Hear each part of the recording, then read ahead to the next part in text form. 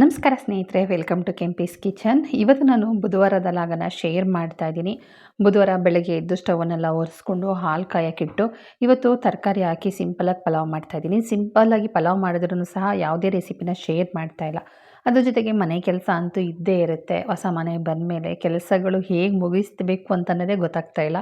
ಬನ್ನಿ ವಿಡಿಯೋ ಶುರು ಮಾಡೋಣ. ವಿಡಿಯೋ ಇಷ್ಟ ಆದಲ್ಲಿ ಒಂದು ಲೈಕ್ ಕೊಡಿ. ಹೊಸದಾಗಿ ನೋಡ್ತಾ ಇರೋರು ಸಬ್ಸ್ಕ್ರೈಬ್ ಮಾಡ್ಕೊಳ್ಳಿ.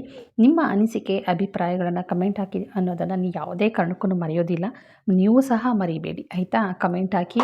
ನಿಮ್ಮ ಕಮೆಂಟ್ಗೆ ನಾನು ಎಷ್ಟು ಸಾಧ್ಯ ಆಗುತ್ತೋ ಅಷ್ಟು ನಾನು ಉತ್ತರ ಕೊಟ್ಕೊಳ್ತಾ ಹೋಗ್ತೀನಿ.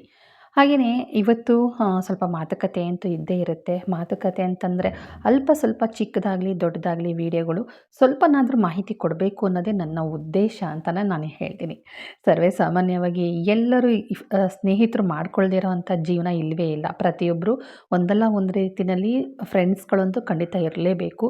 ಅದು ಪ್ರಾಣಿಯಾಗಲಿ, ಪಕ್ಷಿಯಾಗಲಿ, ಮನುಷ್ಯರಾಗಿರಲಿ, ಶತ್ರುನಾರ ಆಗಿರಲಿ, ಮಿತ್ರನಾರ ಆಗಿರಲಿ, ಅವನು ಫ್ರೆಂಡ್ ಅಂತ ಒಬ್ಬರು ಯಾರಾದರೂ ಇದ್ದೇ ಇರ್ತಾರೆ. ಜೀವನದಲ್ಲಿ ಎಲ್ಲರೂ ಒಂದೇ ಅನ್ನೋದು. ನನಗೆ ಒಳ್ಳೆ ಸ್ನೇಹಿತ ಸಿಕ್ಕಿದ್ರೆ ಸಾಕು, ಒಳ್ಳೆ ಸ್ನೇಹಿತೆ ಸಿಕ್ಕಿದ್ರೆ ಸಾಕು, ನನ್ನನ್ನು ಅರ್ಥ ಮಾಡ್ಕೊಳ್ಳೋವರು ಸಿಕ್ಕಿದ್ರೆ ಸಾಕು ಅಂತ ಪ್ರತಿಯೊಬ್ಬರು ಮನುಷ್ಯರು ಬಯಸೋದಂತೂ ಸಹಜ. ಆದರೆ ಯಾವತ್ತಾದರೂ ನನ್ನ ಸ್ನೇಹಿತನನ್ನು ನಾನು ಅರ್ಥ ಮಾಡ್ಕೊಂಡಿದ್ದೀನ ಅಂತ ಯಾವುದೇ ಹೆಣ್ಮಕ್ಳಾಗಲಿ ಗಂಡು ಮಕ್ಕಳಾಗಲಿ ಯಾವತ್ತಾದರೂ ಆಲೋಚನೆ ಮಾಡೋದನ್ನ ನೋಡಿದ್ದೀರಾ? ಹೌದು, ಖಂಡಿತ ಆಲೋಚನೆ ಮಾಡೋದು ನೋಡಿರೋದಿಲ್ಲ. ಆದರೆ ಸ್ನೇಹಿತರೇನೋ ಒಳ್ಳೆಯವರು ಯಾರು, ಕೆಟ್ಟವ್ರು ಯಾರು, ಸ್ನೇಹಿತರೇನೋ ಸಿಕ್ಬಿಟ್ರು. ಒಳ್ಳೇದು ಯಾರು, ಕೆಟ್ಟವ್ರು ಯಾರು ಅಂತ ಕಂಡುಹಿಡಿಯೋದು ಹೇಗೆ? ಅವ್ರ ಮಾತೆತ್ತರೆ ಸಾಕು, ನೀನು ಮಾಡೋದು ತಪ್ಪು, ನೀನು ಮಾಡೋದು ಸರಿ ಇಲ್ಲ, ನೀನು ಅಲ್ಲೋಗಬೇಡ, ನೀನು ಇಲ್ಲಿಗೆ ಬರಬೇಡ, ನೀನು ಮಾಡ್ತಿರೋ ತಪ್ಪು ಅಂತ ಒಬ್ಬೊಬ್ಬರು ಸ್ನೇಹ ಒಂದೊಂದು ರೀತಿ ಇರುತ್ತೆ. ಕೆಲವು ಸ್ನೇಹಗಳು ಆ ಥರ ಆಗೋದಾದರೆ, ಇನ್ನೂ ಕೆಲವು ಸ್ನೇಹಗಳು ನೀನು ಮಾಡ್ತಿರೋದು ಸರಿ ಇದೆ ಕಣೋ, ನೀನು ಈ ಥರ ಅಲ್ಲ ಆ ಥರ ಮಾಡು, ಹೀಗಲ್ಲ ಹಾಗಲ್ಲ ಮಾಡು ಅಂತಂದ್ಬಿಟ್ಟು ದಾರಿ ತೋರಿಸೋವಂಥ ಸ್ನೇಹಿತರು ಇರ್ತಾರೆ. ಇನ್ನೂ ಕೆಲವು ಸ್ನೇಹಿತರುಗಳು ದ್ವೇಷವನ್ನು ಒಂದು ಬೆಂಕಿಗೆ ಮಾರ್ಪಾಡು ಮಾಡಿ ಅದರಲ್ಲಿ ದ್ವೇಷದ ಒಂದು ಕಿಚ್ಚಲ್ಲಿ ಬೆಂಕಿಯಲ್ಲಿ ಅವ್ರ ಬೇಳೆಕಾಳನ್ನ ಬೇಯಿಸ್ಕೊಳ್ಳುವಂಥ ಸ್ನೇಹಿತರು ಇದ್ದಾರೆ.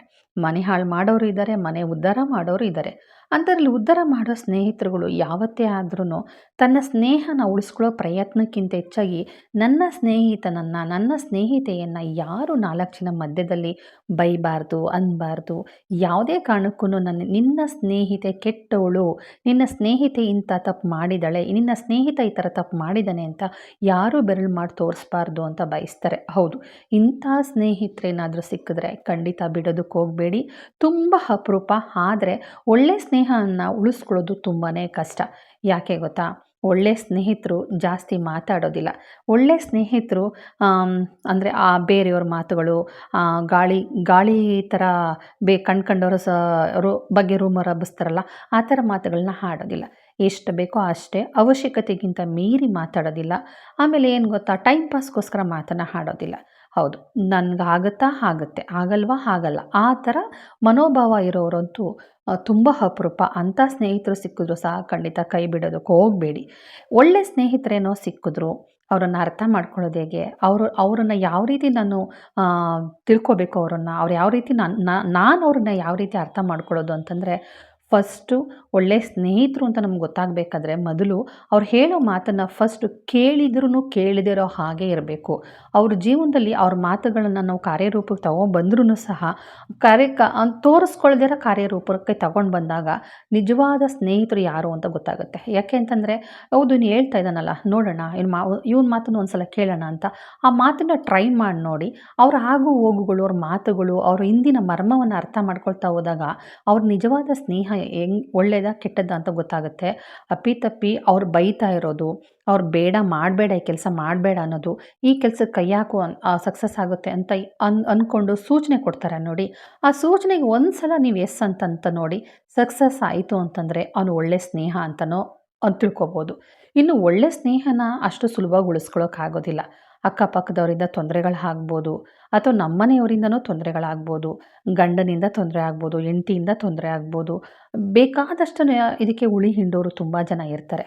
ಖಂಡಿತವಾಗ್ಲೂ ಒಳ್ಳೆ ಸ್ನೇಹಿತರು ಮಾಡಿದ್ಮೇಲೆ ನಮ್ಮ ಒಳ್ಳೆ ಸ್ನೇಹವನ್ನು ಉಳಿಸ್ಕೋಬೇಕು ಅಂತಂದರೆ ನಾವು ಯಾವುದೇ ಕಾರಣಕ್ಕೂ ನಮ್ಮ ಒಳ್ಳೆ ಸ್ನೇಹದ ಬಗ್ಗೆ ಇನ್ನೊಬ್ರ ಹತ್ರ ಮಾತಾಡೋದಕ್ಕೆ ಹೋಗಬಾರ್ದು.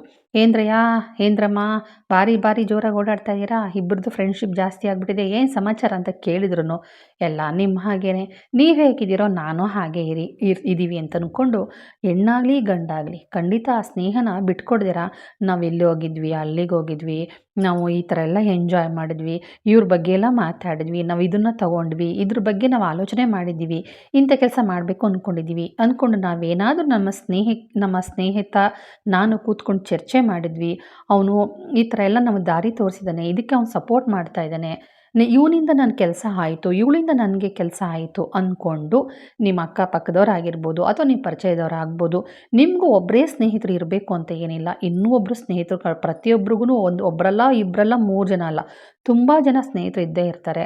ಅಂಥವ್ರ ಎದುರುಗಡೆ ಖಂಡಿತವಾಗ್ಲೂ ನಿಮ್ಮ ಒಳ್ಳೆಯ ಸ್ನೇಹವನ್ನು, ನಿಮಗೆ ಸಹಾಯ ಮಾಡಿರುವ ಸ್ನೇಹಿತನನ್ನು ಖಂಡಿತವಾಗ್ಲೂ ಬಿಟ್ಕೊಡೋಕೆ ಹೋಗಬೇಡಿ. ಅವ್ರ ಬಗ್ಗೆ ಒಳ್ಳೆಯದಾಗಲಿ ಕೆಟ್ಟದಾಗಲಿ ಮಾತಾಡೋಕೆ ಹೋಗಬೇಡಿ.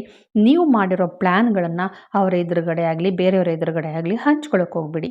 ಯಾವತ್ತೂ ನನ್ನ ಸ್ನೇಹಿತ ಇನ್ನೊಬ್ಬರ ಸ್ನೇಹಿತನ ಬಗ್ಗೆ ಹೊಗಳ್ತಾ ಇದ್ದಾಗ ಮಧ್ಯದಲ್ಲಿರೋರಿಗೆ ಹೊಟ್ಟೆ ಕಿಚ್ಚು ಬಂದೇ ಬರುತ್ತೆ. ನಾನು ಇಷ್ಟು ದಿನ ತನಕ ಇವತ್ತು ಜೊತೆಲಿದ್ದೀನಿ, ಒಂದು ಮಾತು ನನ್ನ ಬಗ್ಗೆ ಮಾತಾಡಲಿಲ್ಲ, ಈಗ ಅವನ ಬಗ್ಗೆ ಮಾತಾಡ್ತಾ ಇದ್ದಾನಲ್ಲ, ಅಂಥದ್ದೇನಪ್ಪ, ಹೇಗಾದರೂ ಮಾಡಿ ಇವರಿಬ್ಬರನ್ನ ದೂರ ಮಾಡಬೇಕು, ಇವರೇನಾದ್ರು ಚೆನ್ನಾಗಿತ್ತು ಅಂದರೆ ನನ್ನ ಫ್ರೆಂಡ್ಶಿಪ್ ದೂರ ಆಗೋಗುತ್ತೆ, ಇವ್ರೇನಾದ್ರು ಚೆನ್ನಾಗಿದ್ರೆ ಇವರಿಬ್ಬರು ಉದ್ಧಾರ ಆಗಿಬಿಡ್ತಾರೆ ಅಂತ ಮನಸ್ಥಿತಿಯಿಂದ ಕೆಟ್ಟದಾಗ ಆಲೋಚನೆ ಮಾಡೋರು ಇರ್ತಾರೆ. ಅದಕ್ಕೆ ಬುದ್ಧಿವಂತರು ಏನು ಮಾಡ್ತಾರೆ ಗೊತ್ತಾ? ಎಷ್ಟೇ ಕಷ್ಟ ಆಗಲಿ, ಸುಖ ಆಗಲಿ, ಒಳ್ಳೆಯದಾಗಲಿ, ಕೆಟ್ಟದಾಗಲಿ, ಯಾವುದೇ ಕಾರಣಕ್ಕೂ ಒಳ್ಳೆಯ ಸ್ನೇಹದ ಬಗ್ಗೆ ಯಾವುದೇ ಕಾರಣಕ್ಕೂ ಗುಟ್ಟನ್ನು ಬಿಟ್ಕೊಡೋಕೆ ಹೋಗೋದಿಲ್ಲ. ನಿಮ್ಮ ಹಾಗೆ ನಾವು ಅಂತ ಹೇಳ್ತಾರೆ. ಒಂದು ಕೆಲಸಗಳು ಆದಾಗ, ಏನಪ್ಪ ಹಿಂಗೆಲ್ಲ ಮಾಡಿದ್ರಂತೆ, ಈ ಥರ ಎಲ್ಲ ತೊಗೊಂಡ್ರಂತೆ, ಒಂದು ಜಮೀನು ತೊಗೊಂಡ್ರಂತೆ, ಒಂದು ಸೈಟ್ ತೊಗೊಂಡ್ರಂತೆ, ಯಾರು ಹೆಲ್ಪ್ ಮಾಡಿದ್ರು ಅಂತಂದಾಗಲೂ ಸಹ ಇಂಥವರಿಂದ ಸಹಾಯ ಪಡೆದ್ವಿ ಅಂತ ಹೇಳಬಾರ್ದು. ಒಂದೇ ಮಾತು, ಏನೋ ನಿಮ್ಮಂಥ ಪುಣ್ಯಾತ್ಮರು ಇರ್ತಾರಲ್ಲಪ್ಪ, ಅವರಿಂದ ಒಂದು 4 ಕಾಸು ಸಾಲ ಫಲ ಮಾಡಿಕೊಂಡು ಅವ್ರ ಸಹಾಯ ಪಡ್ಕೊಂಡು ಏನೋ ನನ್ನ ಮನೆ ಗದ್ದೆ ಗಜ್ಜಿಗಳನ್ನ ಒಂದು ಏನೋ ವ್ಯವಹಾರ ಮಾಡ್ಕೊಂಡು ಹೋಗ್ತಿದ್ದೀನಿ ಅಂದ್ಕೊಂಡು ನಾವು ಹೇಳಬೇಕು ಹೊರತು, ಯಾವುದೇ ಕಾರಣಕ್ಕೂ ಇಂಥವ್ರಿಂದ ಹೀಗೇ ಆಯಿತು, ಇವರು ಹೀಗೇ ನಮ್ಗೆ ಹೆಲ್ಪ್ ಮಾಡಿದ್ರು ಅಂತ ನಾವೇನಾದರೂ ಬಾಯಿ ಬಿಟ್ವಿ ಅಂತಂದರೆ ಆ ಸ್ನೇಹ ಯಾವತ್ತೂ ಉಳಿಗಾಲ ಇರೋದಿಲ್ಲ.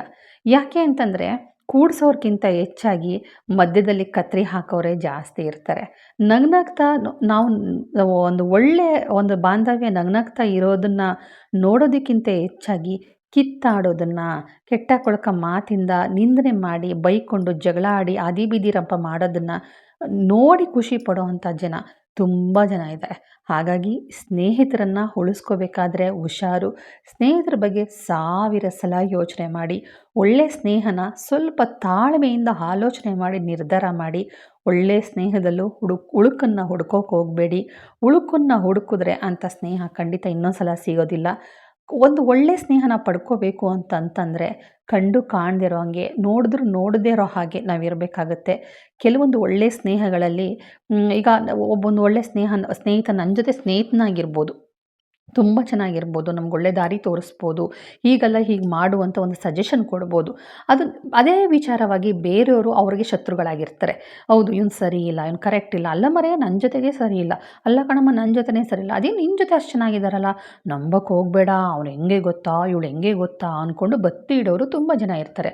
ಆವಾಗ ಆ ಒಳ್ಳೆಯ ಸ್ನೇಹನ ಯಾವುದೇ ಕಾರಣಕ್ಕೂ ಅನುಮಾನದ ದೃಷ್ಟಿಯಿಂದ ನೋಡೋಕೆ ಹೋಗಬೇಡಿ. ಆ ಸ್ನೇಹಿತನ ಹತ್ರ ನಿನ್ನ ಬಗ್ಗೆ ಈ ಥರ ಮಾತಾಡ್ತಿದ್ಲು, ನಿನ್ನ ಬಗ್ಗೆ ಈ ಥರ ಮಾತಾಡ್ತಿದ್ದ ಅಂತಂದ್ಬಿಟ್ಟು ನಿಮ್ಮ ಜೊತೆ ಏನು ಕೆಟ್ಟ ಕೊಳಕಾಗಿ ಮಾತಾಡಿರ್ತಾರಲ್ಲ ಅವ್ರ ಬಗ್ಗೆ ಹೇಳಕ್ಕೆ ಹೋಗಬೇಡಿ. ಹೇಳಕ್ಕೆ ಹೋದಾಗ ಏನಾಗುತ್ತೆ ಗೊತ್ತಾ, ಮನಸ್ಸು ನೋವಾಗುತ್ತೆ. ಒಂದೊಳ್ಳೆ ಸ್ನೇಹನ, ನಾನು ಕೆಟ್ಟವನೇ ಆಗಿರ್ಬೋದು, ನಾನು ಬೇರೆಯವ್ರಿಗೆ ಕೆಟ್ಟವಳೇ ಆಗಿರ್ಬೋದು, ಆದರೆ ಯಾವತ್ತಾದರೂ ನಿನಗೆ ಕೆಟ್ಟದನ್ನು ಬಯಸಿದ್ದೀನಾ, ಕೆಟ್ಟ ದಾರಿನ ನಾನು ತೋರಿಸಿದ್ದೀನಾ, ಅಥವಾ ನಿನ್ನ ಕೆಟ್ಟದಾಗಲಿ ಅಂತ ನಾನು ಯಾವತ್ತಾದರೂ ಅಂದಿದ್ದೀನಾ? ಖಂಡಿತ ಇಲ್ಲ ಅಂತ ಹೇಳ್ತಾರೆ. ಹೌದು ಸ್ನೇಹಿತರೆ, ಒಳ್ಳೆಯವರು ಯಾವತ್ತೂ ಎಲ್ಲರಿಗೂ ಒಳ್ಳೆಯವರು ಆಗಬೇಕು ಅಂತ ಏನಿಲ್ಲ, ಕೆಟ್ಟವ್ರು ಎಲ್ಲರಿಗೂ ಕೆಟ್ಟವ್ರು ಆಗಬೇಕು ಅಂತ ಏನಿಲ್ಲ. ಅವ್ರ ಮನಸ್ಸು, ಅವರ ಅಂತರಾತ್ಮ ಒಂದು ಸ್ನೇಹನ ಇಷ್ಟಪಡ್ತು ಅಂತಂದರೆ ಕೆಟ್ಟ ಮನುಷ್ಯನು ಒಳ್ಳೆಯನಾಗ್ತಾನೆ ಅನ್ನೋದು ಅಷ್ಟೇ ಸತ್ಯವಾದ ಮಾತು. ಒಳ್ಳೆ ಮನುಷ್ಯನು ಸಹ ಒಬ್ಬರು ಕೆಟ್ಟದ್ದು ಮಾಡಬೇಕು ಅಂತ ಬಯಸ್ಬಿಡ್ತು ಅಂತಂದರೆ ಒಳ್ಳೆ ಮನುಷ್ಯನು ಕೆಟ್ಟನಾಗಿ ಸರ್ವನಾಶ ಮಾಡಾಕ್ಬಿಡ್ತಾರೆ. ಒಬ್ಬರನ್ನ ಕೆಟ್ಟದ್ದು ಮಾಡಬೇಕು, ಒಬ್ಬರನ್ನ ಹಾಳು ಮಾಡಬೇಕು ಅಂತಂದರೆ ಹೌದಲ್ವಾ? ಹಾಗಾಗಿ ಸ್ನೇಹಿತರ ಹತ್ರ ಮಾತಾಡಬೇಕಾದ್ರೆ ಜೋಪಾನ, ನಮ್ಮ ಸ್ನೇಹವನ್ನು ಕಾಪಾಡ್ಕೋಬೇಕಾದ್ರೆ ಆದಷ್ಟು ಗುಟ್ಟನ್ನು ಕಾಪಾಡ್ಕೊಳ್ಳಿ. ಯಾವುದೇ ಕಾರಣಕ್ಕೂ ನಮ್ಮ ಸಹಾಯ ಮಾಡಿದವ್ರನ್ನ, ನಮ್ಮ ದಾರಿ ತೋರಿಸೋರ ಬಗ್ಗೆ ಅನುಮಾನ ದೃಷ್ಟಿಯಿಂದ ನೋಡೋಕ್ಕೆ ಹೋಗಬೇಡಿ. ಸಹಾಯ ಮಾಡಿದವ್ರ ಬಗ್ಗೆ ಯಾವುದೇ ಕಾರಣಕ್ಕೂ ಇಂಥವರಿಂದ ನಮಗೆ ಸಹಾಯ ಆಯಿತು ಅಂತ ನಮ್ಮ ಅಕ್ಕಪಕ್ಕದವ್ರಿಗೆ ಆಗಲಿ, ನಮ್ಮ ಬಂಧು ಬಳಗಕ್ಕೆ ಆಗಲಿ, ನಮ್ಮ ಸ್ನೇಹಿತರಿಗೆ ಆಗಲಿ ಖಂಡಿತ ಹೇಳೋಕ್ಕೆ ಹೋಗಲೇಬೇಡಿ ಅಂತ ಹೇಳ್ತೀನಿ. ಇದರಿಂದ ನಿಮ್ಮ ಸ್ನೇಹದಲ್ಲಿ ಮಾತುಗಳು ಬರಲ್ವಾ, ಜಗಳ ಬರಲ್ವಾ? ಖಂಡಿತ ಬರುತ್ತೆ. ಸ್ವಲ್ಪ ತಾಳ್ಮೆ ವಹಿಸಿ. ನಮಗೆ ಒಳ್ಳೆಯದಾಗುತ್ತೆ ಆ ಸ್ನೇಹದಿಂದ ಅಂತಂದರೆ, ಆ ಸ್ನೇಹನ ಉಳಿಸ್ಕೊಳ್ಳೋಕ್ಕೋಸ್ಕರ ಸ್ವಲ್ಪ ತಾಳ್ಮೆ ಪಟ್ರೂ ತಪ್ಪಲ್ಲ, ತಾಳ್ಮೆ ವಹಿಸಿದ್ರೂ ತಪ್ಪಲ್ಲ, ಸ್ವಲ್ಪ ನಾವೇ ತಗ್ಗಿ ಬಗ್ಗಿ ನಡೆದ್ರೂ ತಪ್ಪಲ್ಲ.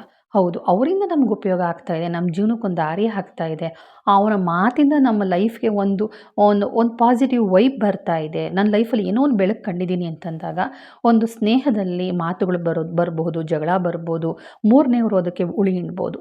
ಆದರೆ ಸತ್ಯ ಅಸತ್ಯಗಳನ್ನ ಕೂತು ಮಾತಾಡಿ ಮೂರನೇವರಿಂದ ಏನಾದ್ರು ಹುಳಿ ಹಿಂಡೋ ಕಾರ್ಯಕ್ರಮ ಹಿಂಡಿದ್ರೆ ಅಥವಾ ಕಾರ್ಯಕ್ರಮ ಏನಾದ್ರು ಇಟ್ಕೊಂಡಿದ್ರೆ ಎದುರಾ ಕೂತ್ಕೊಂಡು ಮಾತಾಡಿ ನಿಮ್ಮಿಬ್ಬರು ಸ್ನೇಹವನ್ನು ಖಂಡಿತವಾಗ್ಲೂ ಗಟ್ಟಿ ಮಾಡ್ಕೊಳ್ಳಿ. ಅದು ಹೆಣ್ಣಾಗಿರ್ಬೋದು, ಗಂಡಾಗಿರ್ಬೋದು. ಹುಷಾರು ಸ್ನೇಹಿತರೆ, ಸ್ನೇಹನ ಪಡ್ಕೊಳ್ಳೋದು ಸುಲಭ, ಹೌದು, ಕಳ್ಕೊಳ್ಳೋದು ಸುಲಭ. ಆದರೆ ಅದನ್ನು ಉಳಿಸ್ಕೊಂಡು ಬೆಳೆಸ್ಕೋತೀವಲ್ಲ, ಅದು ಎಷ್ಟು ಕಷ್ಟ ಗೊತ್ತಾ? ತುಂಬಾ ಕಷ್ಟ. ಉಳಿಸ್ಕೊಳ್ಳೋದು ಕಷ್ಟ, ಬೆಳೆಸ್ಕೊಳ್ಳೋದು ಕಷ್ಟ. ಹಾಗಾಗಿ ಸ್ನೇಹಿತೆಯನ್ನು ಪಡ್ಕೊಳ್ಳೋದಕ್ಕೂ ಮುಂಚೆ 1000 ಸಲ ಯೋಚನೆ ಮಾಡಿ, ಅವ್ರನ್ನ ಉಳಿಸ್ಕೊಳ್ಳೋದಕ್ಕೂ ಮುಂಚೆನೂ 1000 ಸಲ ಯೋಚನೆ ಮಾಡಿ, ಉಳಿಸ್ಕೊಂಡ್ಮೇಲೆ ಎಂದಿಗೂ ಯಾರಿಗೂ ಮೋಸ ಮಾಡೋಕ್ಕೆ ಹೋಗಬೇಡಿ. ಒಬ್ಬರನ್ನೊಬ್ಬರು ಯಾವತ್ತೂ ಬಿಟ್ಕೊಡೋದಕ್ಕೆ ಹೋಗಬೇಡಿ. ಮೂರನೇವ್ರು ಬಂದರೆ ನೀವು ಯಾವುದೇ ಕಾರಣಕ್ಕೂ ಮುನಿಸ್ಕೊಂಡು ಇನ್ನೊಬ್ಬರ ಹತ್ರ, ನಾಲ್ಕನೇವ್ರ ಹತ್ರ ಚರ್ಚೆ ಮಾಡೋಕ್ಕೆ ಹೋಗಬೇಡಿ. ಮೂರನೇವ್ರು ಏನಾದರೂ ನಿಮ್ಮಿಬ್ಬರ ಮಧ್ಯದಲ್ಲಿ ಏನೋ ಒಂದು ಮಾತುಕತೆ ಬಂದು ಹೇಳಿದರೂ ಸಹ ಎದುರಾ ಮೂರೂ ಜನ ಕೂತ್ಕೊಂಡು ಮಾತಾಡಿ ಅನುಮಾನಗಳನ್ನು ಬಗೆಹರಿಸ್ಕೊಂಡು ಆ ಸ್ನೇಹಕ್ಕೆ ಒಂದು ಹೆಸರನ್ನ ಕೊಡಿ. ಯಾಕೆಂದರೆ ಇವತ್ತೊಂದು ದಿನದಲ್ಲಿ ಯಾರನ್ನೇ ನೋಡಿ, ಇವತ್ತೊಂದು ದಿನದಲ್ಲಿ ನಂಬೋದು ಕಷ್ಟಪ್ಪ, ಯಾರು ಹೆಂಗೋ ಏನೋ ಅಂತಂದ್ಬಿಡ್ತಾರೆ. ಆದರೆ ಅಂತರಾತ್ಮ ಗೊತ್ತಿರುತ್ತೆ, ಇವ್ರು ಒಳ್ಳೆಯವರಾ, ಇವ್ರು ಕೆಟ್ಟವರಾ, ಇವರು ನಾನು ಸಹಾಯ ಮಾಡ್ತಾರಾ, ಮಾಡಲ್ವಾ ಅಂತ. ಹೌದು, ಸ್ನೇಹ ಅಂತ ಉಳಿಸ್ಕೋಬೇಕಾದ್ರೂ ಪೂರ್ವ ಜನ್ಮದ ಪುಣ್ಯ ಬೇಕು. ಜೊತೆಗೆ ರಾಶಿ ನಕ್ಷತ್ರದ ಪ್ರಕಾರನೇ ಸ್ನೇಹಿತರು ಸಿಗೋದು ಹೊರ್ತು ಸುಮ್ಮನೆ ಸ್ನೇಹಿತರು ಸಿಗೋದಿಲ್ಲ. ಒಂದು ಸ್ನೇಹ ಗಟ್ಟಿಯಾಗಿರಬೇಕು ಅಂತಂದರೆ ರಾಶಿ ನಕ್ಷತ್ರಗಳು ಕರೆಕ್ಟಾಗಿ ಜೋಡಿಯಾಗಿ ಹೊಂದಾಣಿಕೆ ಆದರೆ ಮಾತ್ರ ಖಂಡಿತವಾಗ್ಲೂ ಒಂದು ಒಳ್ಳೆಯ ಸ್ನೇಹಿತೆಯರು ಸಿಗ್ತಾರೆ. ಒಬ್ಬರು ಮೋಸ ಮಾಡ್ತಿದ್ದಾರೆ ಅನ್ನೋದು ಕಾರಣವೂ ಸಹ ನಮ್ಮ ಒಂದು ಗುರುಬಲ, ನಮ್ಮ ಜಾತಕದ ಫಲನೂ ಮೂಲ ಕಾರಣ ಆಗಿರುತ್ತೆ. ಆದ್ರೂ ನಮ್ಮ ಬುದ್ಧಿ ನಮ್ಮ ಕೈಯಲ್ಲಿದ್ದರೆ, ಖಂಡಿತ ಪ್ರಯತ್ನ ನಮ್ಮದಾಗಿದ್ದರೆ ಜಾತಕದ ಫಲ ಏನೂ ಮಾಡೋಕ್ಕಾಗೋದಿಲ್ಲ. ಶ್ರೀಕೃಷ್ಣ ಪರಮಾತ್ಮ 2 ಆಪ್ಷನ್ ಕೊಡ್ತಾನೆ, ಆಗುತ್ತೆ ಆಗಲ್ಲ ಅಂತ. ನಾವು ಈ ಕೆಲಸ ಆಗಲ್ಲ ಅಂತ ಕೈ ಬಿಟ್ಟರೆ ಆಗೋದೇ ಇಲ್ಲ. ಆದರೆ ಪ್ರಯತ್ನ ಪಟ್ಟರೆ ಖಂಡಿತ ಆಗುತ್ತೆ ಅಂತ ಬ್ರಹ್ಮ ಬರೆದಿದ್ರೆ ಒಂದು ಸಲ ಪ್ರಯತ್ನ ಪಡೋದ್ರಲ್ಲಿ ತಪ್ಪೇನಿಲ್ಲ ಅಲ್ವಾ? ಹಾಗೆ ಜೀವನದಲ್ಲಿ ಜಾತಕದ ಫಲನ ನೋಡಿಕೊಂಡು ಕೂತ್ಕೊಳ್ಳೋದಲ್ಲ, ಪ್ರಯತ್ನದ ಜೊತೆಗೆ ನಮ್ಮ ಪರಿಶ್ರಮನೂ 95% ಇದ್ದರೆ ಇನ್ನು 5% ಜಾತಕ, ನಕ್ಷತ್ರ ಎಲ್ಲವೂ ಸಹ ಸೇರುತ್ತೆ. ಇರಲಿ ಸ್ನೇಹಿತರೆ, ಈ ವಿಡಿಯೋ ಏನನ್ನಿಸ್ತು ಖಂಡಿತ ಕಮೆಂಟ್ ಹಾಕಿ. ಜೀವನದಲ್ಲಿ ಒಳ್ಳೆಯ ಸ್ನೇಹಿತರು ಸಿಕ್ಕಿದ್ರೆ ಖಂಡಿತ ಬಿಡೋದಕ್ಕೆ ಹೋಗಬೇಡಿ. ಅವರನ್ನು ಎಂದೆಂದಿಗೂ ಹೀಯಾಳಿಸೋದಕ್ಕೆ ಹೋಗಬೇಡಿ. ಸ್ವಲ್ಪನಾದ್ರೂ ಅವರಿಂದ ತಪ್ಪಾಗಿತ್ತು ಅಂದರೆ ನೀವೇ ಸ್ವಲ್ಪ ತಾಳ್ಮೆ ತಗೊಂಡು ಹೋಗಿ. ನಿಮ್ಮ ಸ್ನೇಹಿತರ ಬಗ್ಗೆ ಯಾರ ಎದುರಿಗೂ ನಿಂದನೆ ಮಾಡೋಕ್ಕೆ ಹೋಗಬೇಡಿ. ನಿಮ್ಮ ಸಹಾಯದ ಗೂಟು ನಿಮ್ಮ ಹತ್ರನೇ ಇರಲಿ. ಮೂರನೇವ್ರ ಮಾತನ್ನು ಕೇಳಿಕೊಂಡು ನಿಮ್ಮ ಸಹಾಯ ಮಾಡಿರೋ ವ್ಯಕ್ತಿ ನಿಮ್ಮ ಸ್ನೇಹಿತರ ಹತ್ರ ಮೂರನೇ ಮಾತನ್ನು ಕೇಳಿಕೊಂಡು ಇವನಿಂದ ಹಿಂಗಂದ ನಿಜನಾ ಅಂತ ಕೇಳೋದಕ್ಕೆ ಹೋಗಬೇಡಿ. ಸ್ವಲ್ಪ ದಿನ ತಾಳ್ಮೆಯಿಂದ ಕಾದು ಪ್ರತಿಯೊಂದು ವಿಚಾರವನ್ನು ಕೂಲಂಕುಷವಾಗಿ ಆಲೋಚನೆ ಮಾಡಿ ಕೇಳಬೇಕಾ ಕೇಳಬಾರ್ದಾ ಅಂತ ಯೋಚನೆ ಮಾಡಿ. ಕೆಲವೊಂದು ವಿಚಾರಗಳು ಇವನು ಅಂಥವನಲ್ವಲ್ಲ, ಈ ಥರ ಅನ್ನೋಕ್ಕೆ ಸಾಧ್ಯನೇ ಇಲ್ವಲ್ಲ, ಇದು ಹೆಂಗೆ ಸಾಧ್ಯ, ಎಷ್ಟು ಒಳ್ಳೆ ವ್ಯಕ್ತಿ, ಹಿಂಗೆ ಸಾಧ್ಯನಾ ಅಂತ ನಾವು ಆಲೋಚನೆ ಮಾಡ್ತೀವಲ್ವಾ? ಅದೇ ಥರನೇ ತಕ್ಷಣ ಮಾತಾಡೋಕ್ಕೆ ಹೋಗಬೇಡಿ, ಯೋಚನೆ ಮಾಡಿ ನಿರ್ಧಾರ ಮಾಡಿ ಅಂತ ಹೇಳ್ತೀನಿ.